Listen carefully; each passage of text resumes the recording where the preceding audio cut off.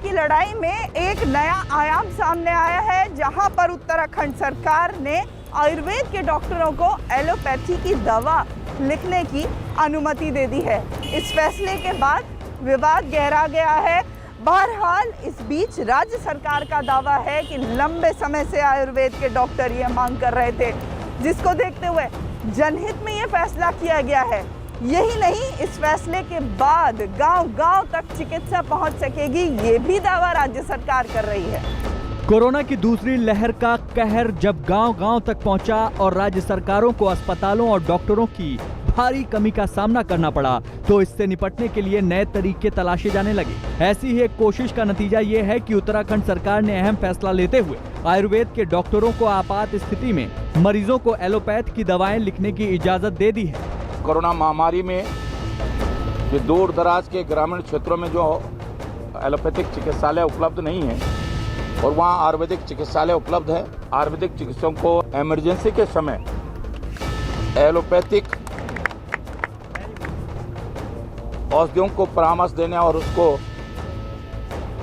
अनुमन्य करने की सरकार ने यह भी निर्णय लिया है। राज्य सरकार भले ही इसे जनहित में लिया हुआ फैसला बता रही है और ये दावा कर रही है कि इससे लोगों को बहुत लाभ पहुंचेगा, लेकिन एलोपैथी डॉक्टरों से जुड़ी सबसे बड़ी संस्था आईएमए खुलकर इस फैसले का विरोध कर रही है।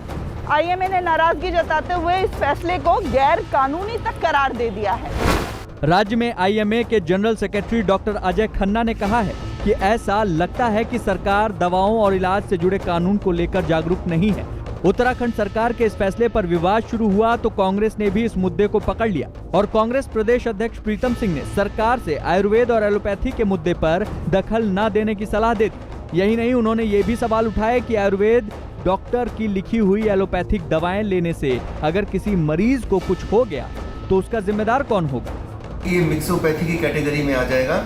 आयुर्वेदिक डॉक्टर अगर एलोपैथी दवाई लिखता है तो इसे मिक्सोपैथी कहते हैं और सुप्रीम कोर्ट ऑफ इंडिया व ऑनरेबल हाई कोर्ट्स और इवन नेशनल कंज्यूमर फोरम ने इस चीज को मना किया है। उत्तराखंड सरकार का ये फैसला ऐसे समय में आया है जब देश में पहले से एलोपैथ ज्यादा बेहतर है या आयुर्वेद की बहस छिड़ी हुई है।